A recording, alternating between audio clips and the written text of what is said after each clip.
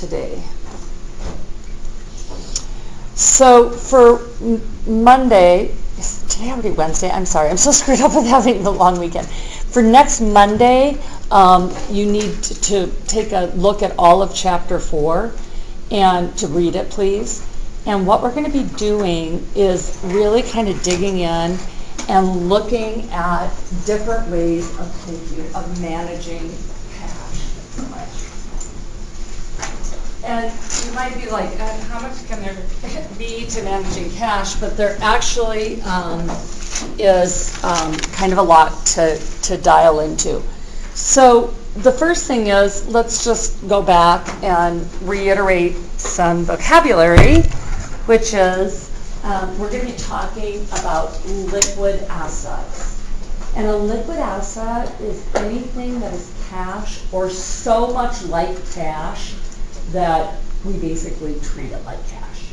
And we're going to learn about a number of instruments in this chapter that are so cash-like that they are considered essentially as liquid as cash.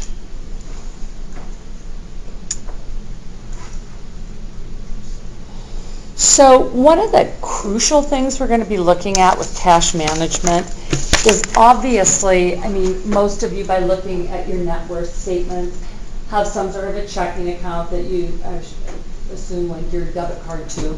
And then many of you had some sort of savings account. And one of the goals of cash management, and some of you, is quite surprisingly, had really significant amounts in your savings account. So one of the goals of cash management is obviously to maximize your rate of return. What were some other names that I used for rate of return? Remember what it was? ROI, yield, right? Rate of return, those are all interchangeable terms.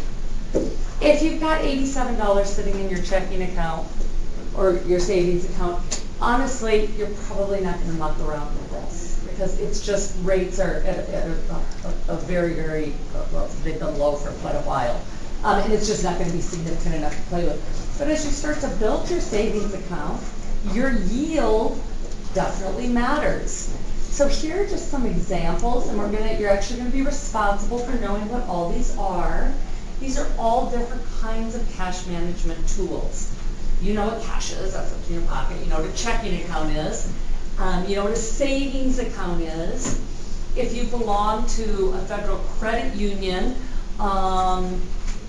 your savings account may be a money market type of account. We're going to delve into that a little bit more. A certificate of deposit is when you give an agent, like your banker, a chunk of money, and in order to get the rate of return they promise you, you have to leave it in for that set amount of time. 3 months, 6 months, 1 year, 5 years. The longer you leave it in, the higher the promised rate, right? So you don't want to do that unless you feel like you can lock down your money for that long to get that promised rate.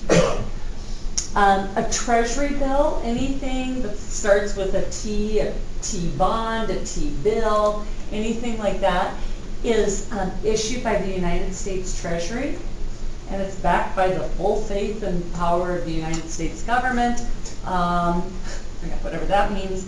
And these rates are a couple years old. I did want to take you into this link really quick and show you, if you're interested, where you can shop rates. And then we also have savings bonds.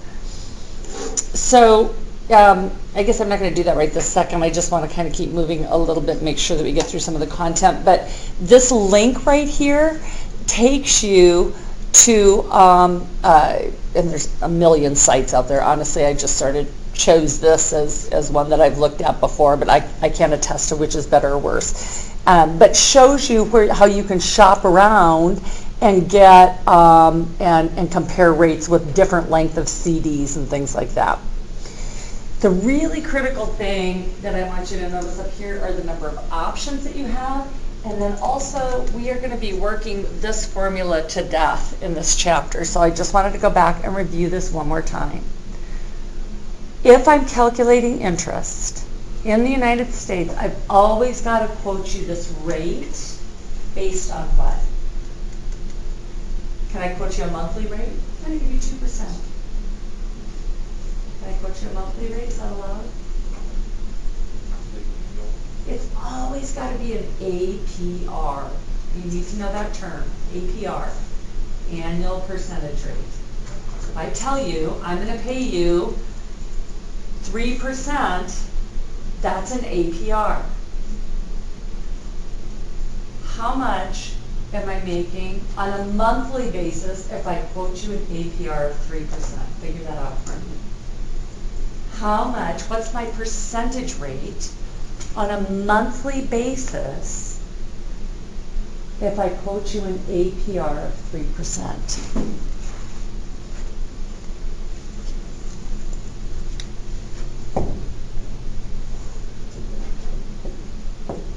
I have managed to forget my phone and my calculator. What is that? 0.25. I should have been able to see that. Okay, and here's the other thing, and this is basic conversion, algebraic conversion from decimals to percentages, but I see some of you struggle with that.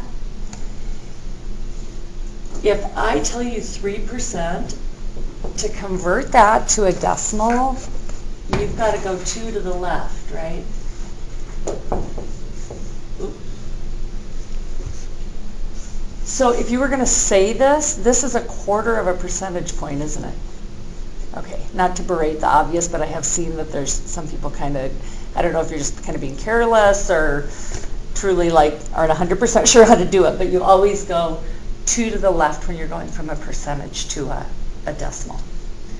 Okay, so let's just quickly do an interest problem, super quick.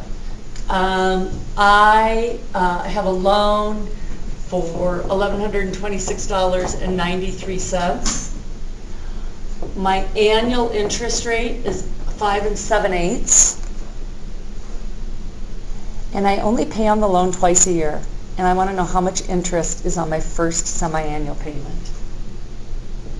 So I make 2 payments a year. 5 7/8. I make 2 payments a year on this thing, and I want to know how much interest is going to be in that first payment that's 6 months down the road from today. So principal equals, or interest equals principal times rate times time. The principal's $1126.93, but I only pay on this thing twice a year, so it's going to be a chunk of interest.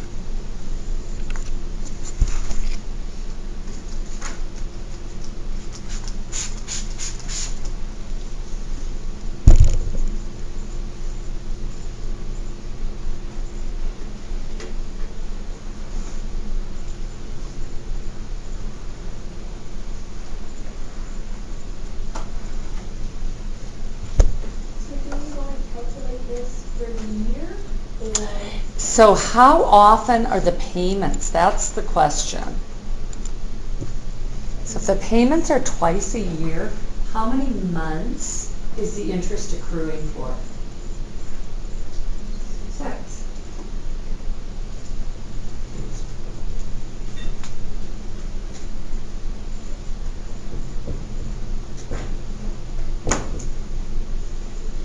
Principal times rate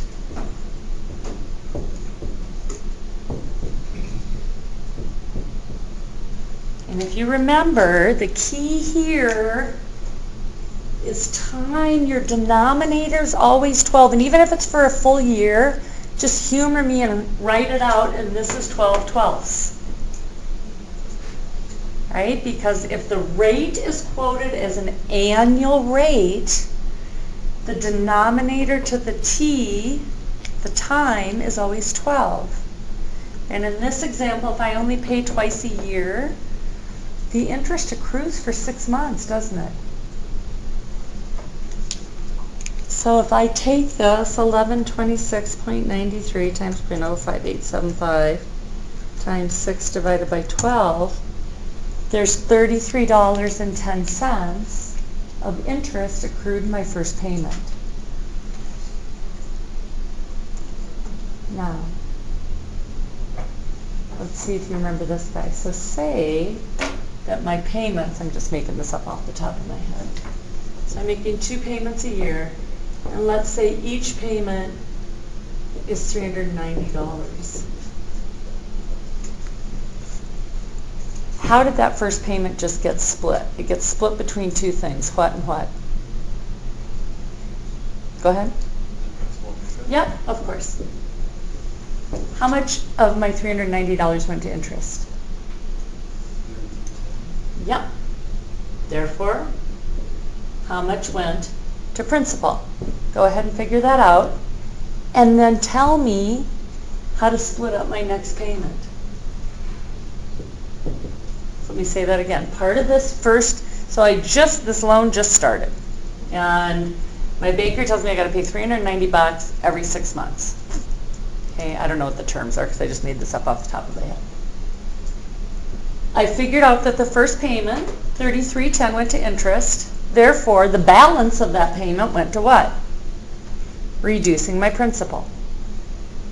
Then I want you to tell me, how's my second payment going to be split between interest and principal? Is it going to be the same as this one? Why not? My principal just went down. Okay, so figure out how to allocate my second payment. Raise your hand if you have questions. No.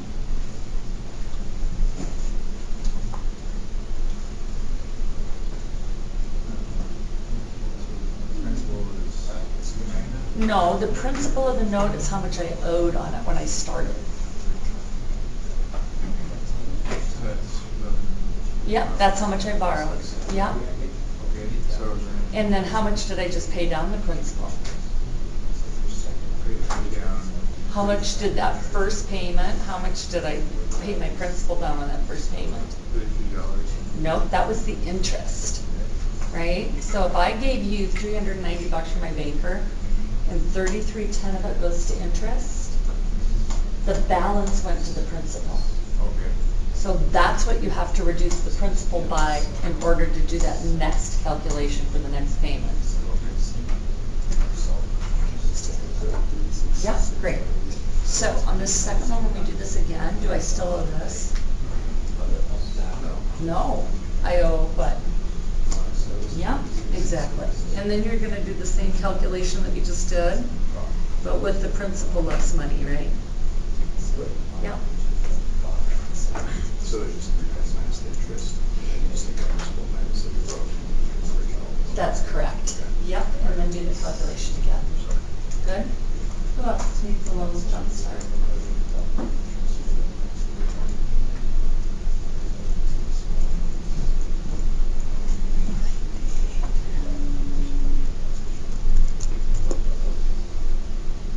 $390 minus $33.10. Okay.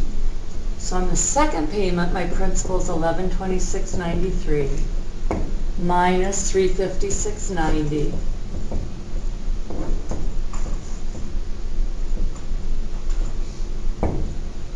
So here's my principal that I have left, right? So it's the exact same calculation again, except for I owe a whole bunch less the principal. So therefore, my interest is going to obviously be what? More or less than this? Less, and therefore it's going to pay down the principal more. So in this example, 770.03 times 0.05875 times 6 divided by 12. This time, 2262 goes to interest, and whatever that number is, 357.38 or 67. Right? So you always have to calculate the interest first. Chris? Wait, where did the 770 come from? Right here. My original note was $1126.93. And on this first payment, it's split between interest and principal, so I no longer owe that whole amount, do I? I just paid it down this much. And that's why, like, if you've ever had a car loan or you get a mortgage, in those early payments, most of your payment goes to interest. It's very discouraging. You're barely paying your principal down at all. And then as you get further along in the note, it's like, oh my gosh, most of it's going to principal. So once you get down the road, you owe less than $390 per month, like that's the remaining on the principal, you just pay the next remainder. Yeah, and this was a bad example. Those payments are way too high. But, yeah. When you say the note, is that the outstanding loan balance? A note is an actual physical instrument. Well, they're digital now, but it's a contract. A note is a contract, and the principal is the balance that you owe or that you borrow. And then as you pay it down, the outstanding principal is what you still owe. So the original principal in this example was $1126.93. I wrote a note for the $1126.93, and after 2 payments, I now only owe, you know, not even enough to eat a whole nother payment barely. Okay. Good. Yeah, keep clarifying vocabulary. Go ahead. Do they change your monthly payments based off your interest instead, so there's like a fixed number? Nope. Generally, how they will work is they'll run something called an amortization schedule. Did we look at those together? Okay.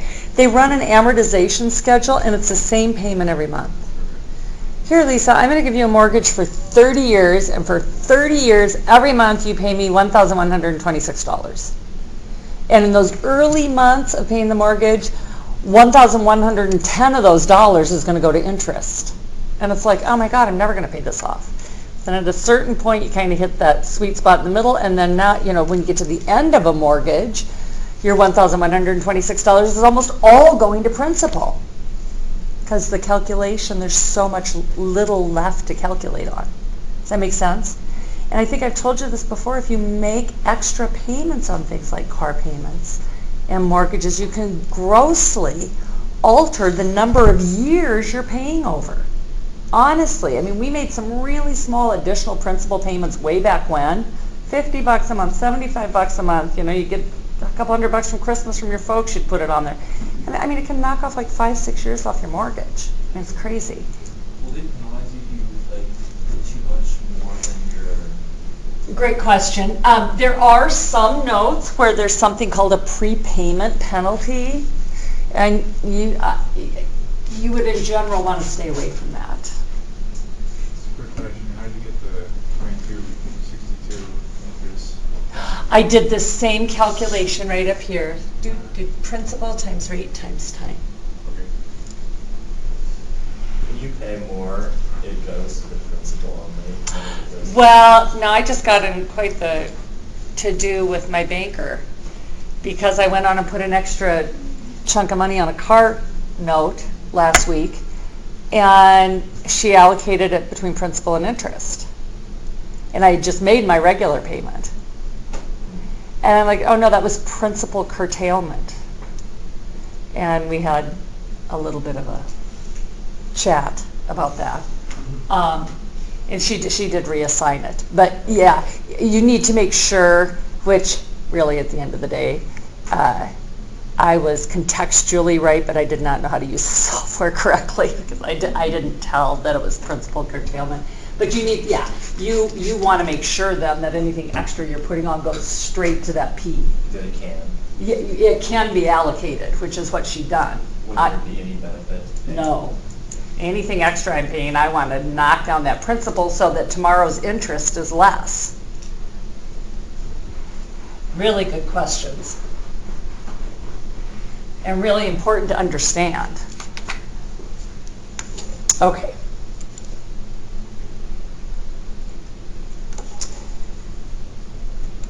Okay, so we're going to do some more calculations. Everything in here, I've got the text hidden. These are some things I want to work. So let's kind of just take a look at this together. So can anybody, just let's get back on the same page terminology-wise. What does it mean to compound something? Remember what that means? pay interest on interest. So if I told you, I'll compound your interest on your savings account monthly versus annually, which would you prefer? Monthly, because you're going to earn interest, and then the next month you're going to earn interest on the interest, right? Conversely, if you borrowed money from me, do you want the interest compounded monthly, semi-annually, or annually? Annually, exactly. So if you're earning the interest, you want it to compound rapidly. That's to your benefit. If you're paying the interest, you don't want it to compound rapidly. Okay, so the first one, this is just very simple. I have a money market account. I've got $4,000 in it, and my banker compounds my interest quarterly. But it's a tiny little rate, 0.8%. How much is my first interest payment? Or how much are they going to post to my account after my first quarter? How long is a quarter? 3 months. So it's about $32. At 0.8, is that right? It's really. Yeah. Yeah. Principal times rate times time.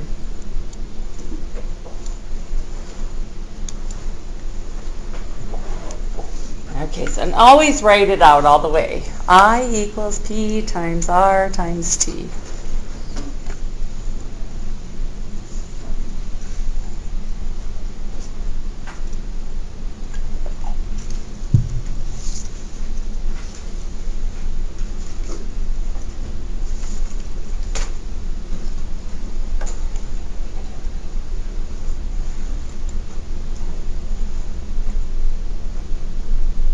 It's $9.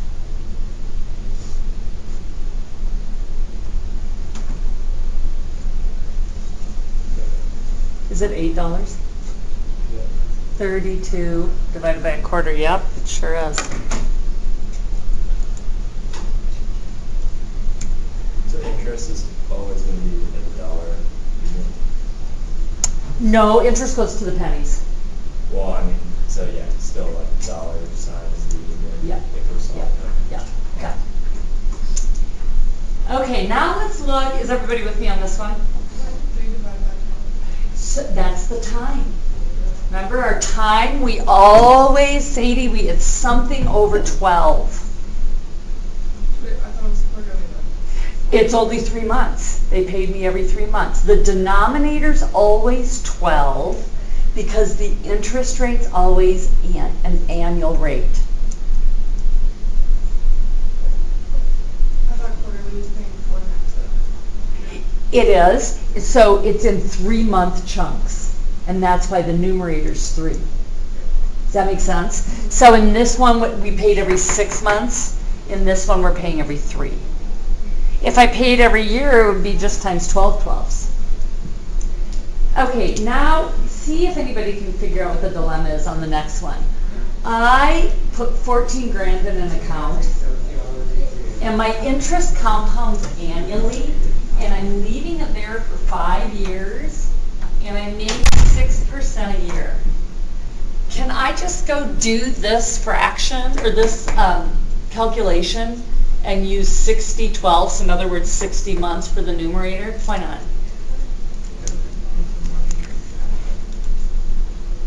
Compounding annually means after that first year they're going to post some interest, and then the next interest, or the next period, they're going to pay interest on the prior interest plus the 14 grand, and then that's going to happen again and again. What tool have we learned already to deal with this? It's not an annuity because it's not being done over and over. But can we do this? I mean, we could do it on paper, but what tool do we have that makes it so much easier? Well, you can do it on Excel too, but didn't we use the future value tables? Yeah, you forget that. Yeah. I think you need your tables on your book. You have your books? You guys are all looking at me like, oh God, I think I used to like this class. Okay, you gotta find your future value tables. Anything where you compound over time, or you've got something in the future that you're bringing back to today, you're either talking about future value or present value. Right? Is this an annuity or a lump sum? It's a lump sum, it's just one chunk of money. So what I want you to tell me is, first you need to figure out, well, what's going to be in the account in 5 years? But what I really want to know is, how much interest am I earning in total over that 5 years? So you've got to use your future value factor and back into it.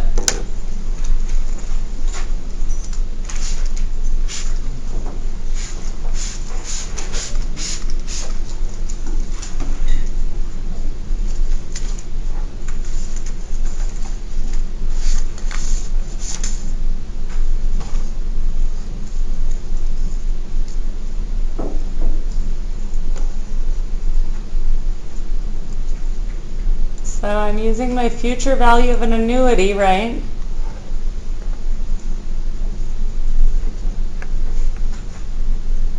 Straight from the tables. 6%, 5 years, right? What page did you find that on? 637, yeah, it's the lump sum. It's not an annuity. An annuity is when you make the same payment every year, right?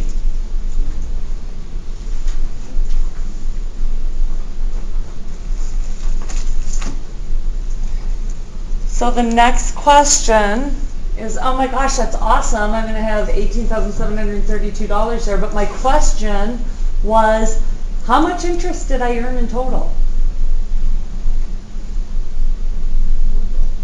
Yeah, the difference between what I'm going to have in 5 years and what I put in up front, right?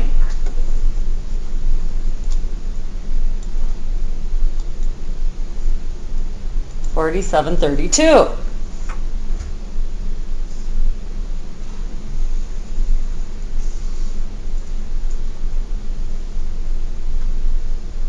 Stop me if I'm going too fast. There's no sense in me just poking things up here if you don't know where the numbers are coming from. The key to this one, to reading this one, what's the difference between my first example and second example? Sorry? Yeah, the formulas are different, but how did you know which one to use? It's the amount of time. When you're compounding over time, you've got to go to the future value tables. I could have written that out by hand. 14,000 times 0.06 times 12/12, I could have figured out what 1 year interest was.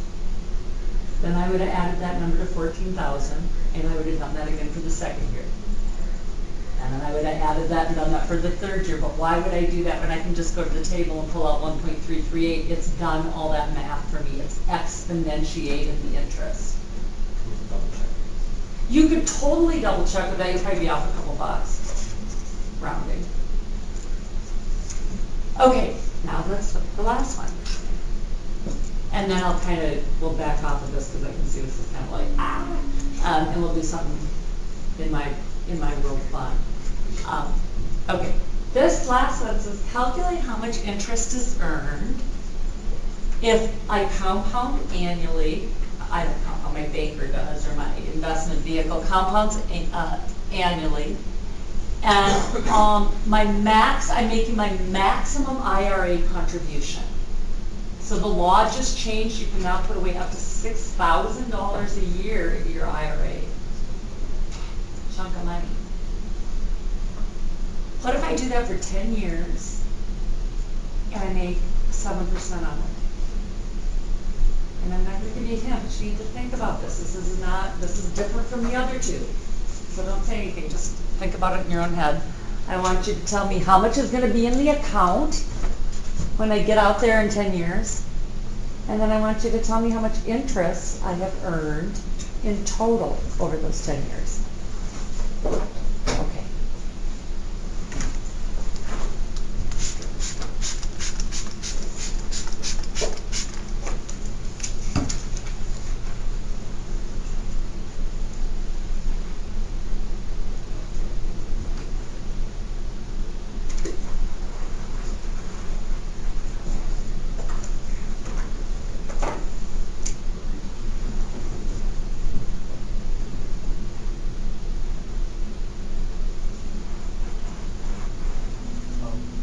Does anybody need me to help them?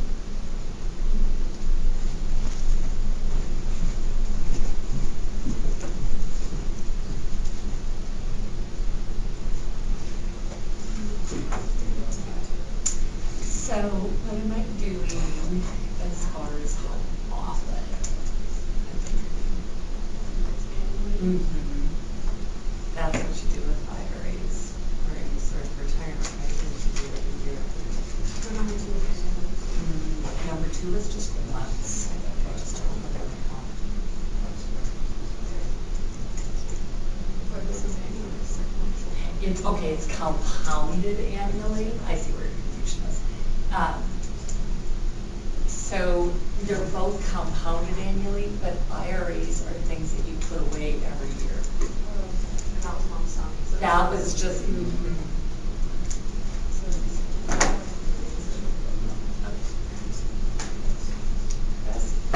So which one of these? Yep. So this is a, oh, you have it right here. This is a lump sum, and this is for just one payment. Like in that second example, you just open an account for $3,000, that's a lump sum, that's once. These guys are equal periodic payments. So that means, just like what this is talking about, I put money in my IRA every year, or I put it in a kid's education account every year. So there could be 6,000 every year. Yep, that's the annual limit, yep.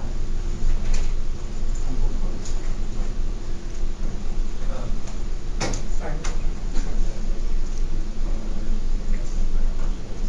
Yep, and then how much interest they earn, yep, yep, sure would. That's correct. Good, So she's got, so that's correct, yeah. How you doing? I think that I'm going into the future, so we use present value when we have a number that we're trying to bring back to today. This is a number that's being put away today that we're trying to figure out what it's gonna be out there. yeah. Does that make sense? So it's.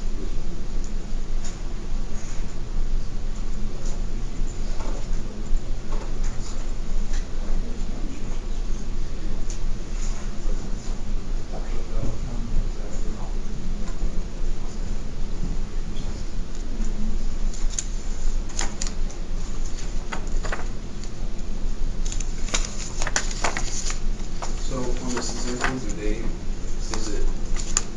get the same amount of interest year, or does it? go No, it's with- gonna go up every year because there's more money. Okay, so like for instance, if I were to take that whole number and Yeah. divide it by 10, that's not accurate for the first year, what you're actually making. Not even Okay. close. Okay. that's- Because in the first year, you're gonna make a whole bunch less than you are in year 9. Yeah. So you only got 6 grand in there, not 54 grand in there. Okay. So instead of saying you make $2,000 of interest every year, it's more like, you build up to that point. Exactly. So earning it works exactly the opposite of what we were looking at amortizing a note. Okay, so the things that you had to catch here was, is this the right number? I don't feel like that's what I was looking at. I got 13.86. 13 point what?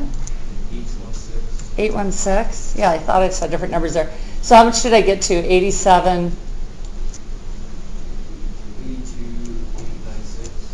Thank you.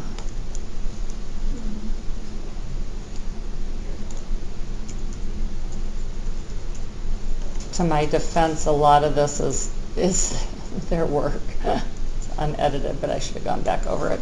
Okay, so what did they make? 22? 896? Okay. Okay, I will resave these and put them up. All right, let's just pop ahead and do something a little different rather than just continue to slog through this, because we will be doing more of this work with interest. This is a really important piece of this chapter, because what we're trying to do, what we're setting the groundwork for, and really technically this is all review, we've done all this, what we're trying to set the groundwork for is to compare investments with for our cash. And it can be very confusing if somebody's like, I'm going to pay you every 3 months versus I'm going to put money into a 10-year instrument. How do I compare that? And we've got to have some method for comparability, and that's why I'm trying to do some building blocks to get us there. But just kind of sit on this, and I'm going to give you a little bit of homework for the weekend. And what I do want to turn our attention to now then is to take a look at, obviously most of us use some sort of a checking account to keep our, how many people even have checks anymore? Anybody write checks anymore besides me, Alfred? Checks. Okay. To track your debit card account, right? And so you might be like, well, why are we reconciling our checking account when I don't even write checks anymore? Can you make a decent, or can I make a decent case for that, why you would still reconcile your account? Why? I mean, most people I know, young people I know, or just people in general, they're just always going on and being like, what balance do I have in my account? That's all that matters, right? So why would you want to reconcile it? In case you have something on credit that will be paid at a later date. It's not so much on credit, but say that you have like monthly withdrawals, right? For an insurance premium or for a garnished amount or something, right? Or I remember one of my kids used to do this quite a bit in college, is like, I mean, his account was always down to within, $1.80 of overdraft. And you do something, you go get a sandwich or a cup of coffee, and you forget to enter it or think about it, and then you go and spend something the next day, and then throw you into overdraft. Then you get overdraft charges, you forget to enter those, and it's like it just became this sort of downward spiral. So, and the other reason that I think you should really reconcile your account on a monthly basis is for the reason I was just telling you about the situation I had with my banker. I have found errors in my bank account over the years. So I think it's really important that you go through your account on a monthly basis and are on the same page as the bank. Now, I realize most of you don't get paper statements, but you have access to them. You just don't get them. You can go on once a month and look at your statement. So what I want to kind of do, and even if this isn't super useful for you because you don't really see yourself doing it, it's something I want to take you through because I believe you should be able to read your bank statement and be like, why does my bank say I've got $329 in it? Right? That's what the bank statement balance is. But I feel like I only have $94 in it. What's that discrepancy? Okay, that's called reconciling your bank account or reconciling your checking account. So what I'd like to do in order to go through this, did you guys give me back those 2 packets of like little handouts I gave to you that were paper clipped together? Cool. Okay, so we're going to go through one today together, and then was there another box? There was 2 sets of them, right? There was one that said used for page 6. You've already got that. And then there should be one that's just blank. There was 2 sets of paper clipped. Huh. So we need to be puzzled. Did everybody get 2 pieces of paper? You did not get 2 pieces of paper. I did say. Well, yeah, one's just got penciling on that it says used for page 6, and then one's just blank. Up in the top right hand corner. Do we need to? You do need to. I have Oh. Okay, great. I was just slightly puzzled. They're essentially the same piece of paper. One's just got some penciling up in the right hand corner, and one doesn't. You do have a lot of penciling here. And then there's the blank one. There it is. Okay, so if you guys could turn to the one that says use for number 6 on page 158, if you can turn to page 158. let's start there.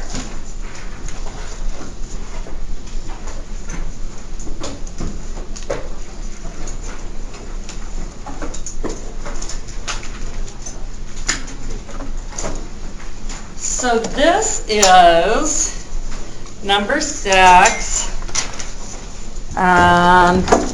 Really, it's telling us that we want to use worksheet 4-1, but that's what I've made here and handed out. So it tells us, Carlos Perez has a now account at the First National Bank. And his checkbook ledger lists all the following checks. So he's old school, he's me. He actually writes his checks down in a checkbook. Do y'all's folks still use checks? Okay. I mean, I don't use them often, but I like that, I don't know, I like that solidity of if all else goes wrong, I've still got a check, you know? I mean, I don't know, it just makes me feel safe. Okay, so and the checkbook ledger is, you know, how we keep our checks in an old-fashioned checkbook. So he's written all this checks down. Then he's also made the following withdrawals. Now I'm on page 159. He also makes all the following withdrawals and deposits at an ATM near his home. So here's when he just goes and he gets cash. Those are his withdrawals. And then the money he puts in are his deposits. And it tells us that Carlos' checkbook ledger shows an ending balance of $286.54. In other words, that's what he thinks he has. But he gets his bank statement, and the bank statement says he has $622.44. And they tell him that he earned some interest of $3.28. He had a service charge of $8 for the month, and he had another charge for $12 for a return check. So those are things you wouldn't really know about unless you checked your bank statement, right? That's money that they're either putting into your account or taking out from it that you wouldn't know about if you didn't check it. And his bank statement shows all the following checks have cleared. And I'm not going to read the numbers to you, but you can see them. 684, 662, etc., etc. And it shows 2 ATM withdrawals and 2 deposits. Here's the dilemma, you guys. He needs to, and this is what we're doing for the rest of the period, is he needs to reconcile or figure out why the bank and his checkbook ledger have such different numbers. So the first thing I'd like you to do is you need to fill in what does the bank statement say he has and what does his checkbook say he has. What does the bank statement tell us that he's got in the bank? And what does his checking account tell us? And then we need to figure out why these aren't the same number.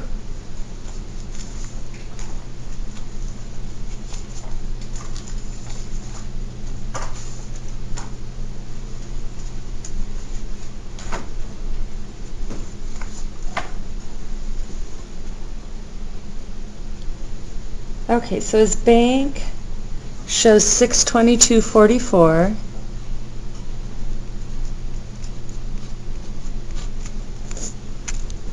And write the month up here in the account holder's name as well, please.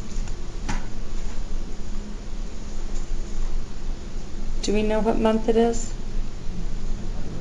It's November.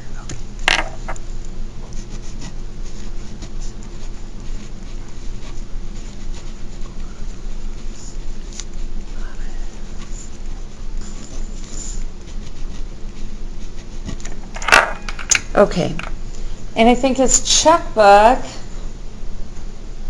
says that he's got $286.54. So those are pretty different numbers. Is that his remaining balance? That's what he's showing in his checkbook. After he's entered all the checks and all the withdrawals and deposits, he thinks he has $286.54. he gets a bank statement and they say you've got $622.44. I take that statement. Okay, right. But here's the thing. Brody said, I'll take the statement. But the real answer is, we're going to come to some whole new, your account is reconciled when your bank balance equals your checkbook. In other words, neither of those numbers are really correct. We're going to come to an amount, because he had some interest, right, posted to his account. Didn't we see that? And then he had some service charges, didn't he? Didn't they ding him for a couple things? And he hasn't entered that up in his checkbook, has he? Because he just learned about it. So those are things, anything, and process what I'm saying here, anything the bank knows about that you didn't know about, you have to adjust your checkbook balance for, because you just learned about it, you didn't know about it. And some things are going to drop your balance, like the charges. And some things are going to increase your balance, like the interest. So please see if you can figure out down here in this section, 654, but we just learned about a number of things that the bank's done to his account that he didn't know about. So what should his checkbook really say? So figure out that little bottom part first.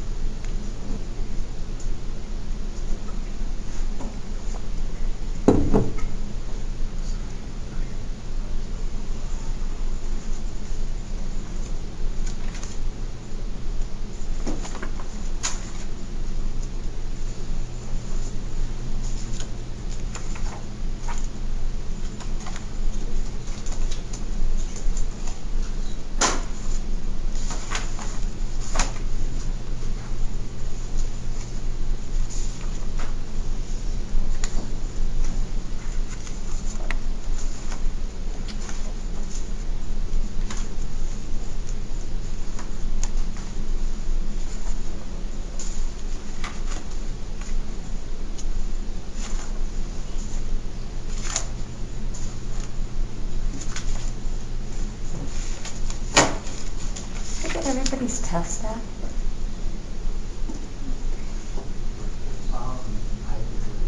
Okay. Yeah.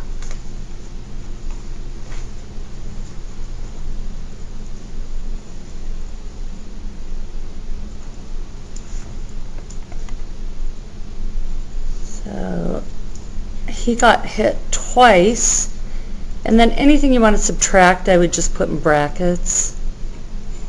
Okay. So how come his check numbers aren't in order? Is it because His check numbers in his checkbook are in order, but they cleared the bank at different times. So like when I mean, like his check number is not exactly. Right, because like he might, like somebody that I give check 684 to might cash it tomorrow, but the little girl next door that I gave her Girl Scout cookies isn't going to cash it for a month. Okay. So they don't necessarily come in the order you write them. Does that make sense? Yeah. So I write out all my bills, and I can tell you, like when I send my credit card bill, they're going to zap it immediately. So what they're showing as far as the checks, that's just when it's been taken out, not necessarily when you wrote it. Yes, and that's going to be the big issue here. Okay, how much interest did he make?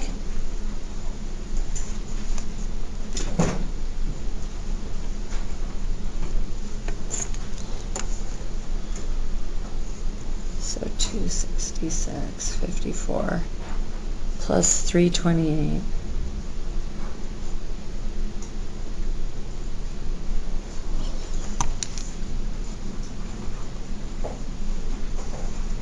Okay. So by my reckoning, he thought he had 286.54. He's got to enter $20 worth of service charges for return fees and what have you. And he earned $3.28. So he really, his new checkbook balance is $269.82. Now, that's still not even close to what the bank says. The bank says he's got $622.44. There's something obviously missing here. This is where you have to do old-fashioned, just ticking one thing against the other. And basically what that looks like is this. Okay. He said that he had a check for $206.05. Did the bank also say he had a check for $206.05, number 654? Go look.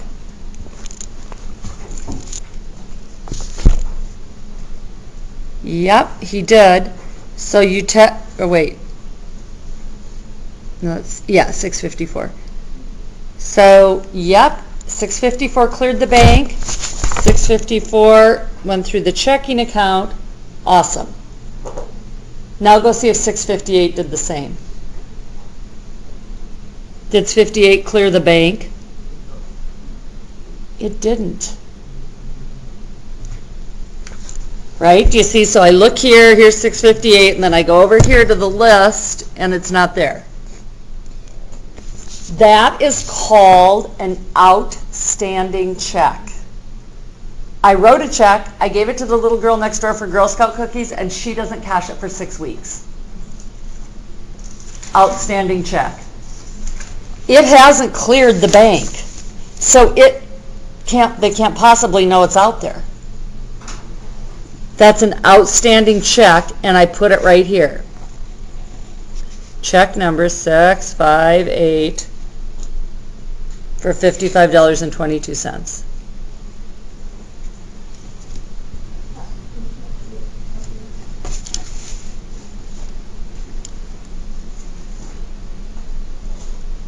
For Monday, you need to finish this. You need to write down all the outstanding checks and just follow exactly what this says. And then deduct those from the balance, because they're going to come out against the bank balance at some point. And withdrawals. And yeah, withdrawals and checks. And then here, it's the exact same thing, but with deposits. Like maybe the last day of the month, I sent him a check that my roommate gave me for rent, and it hasn't cleared the bank yet, but it's in my checkbook ledger. So those need to be added. So these two boxes need to be the same number. So that's one of your pieces of assignment for Monday, is to finish Carlos Perez bank reconciliation. Next, let's see, where am I at here? Numbers 3 through 6.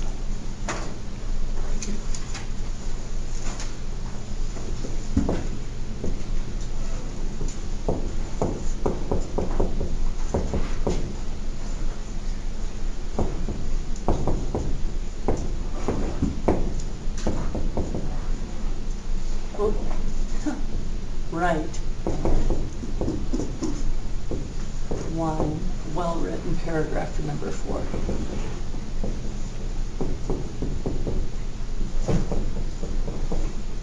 Okay, so basically for Monday you need to read chapter 4, do numbers 3 through 5 on page 158, which is the page we're just on. Number 4 asks you to analyze which credit card to choose, which bank to choose, and I want you to write one well-written paragraph on that, and then finish 6. Okay? No, you're going to do 3, 4, 5, and Perez. Number 4 is a writing exercise, and I don't want you to just do a one-word answer. I want you to write one paragraph on it.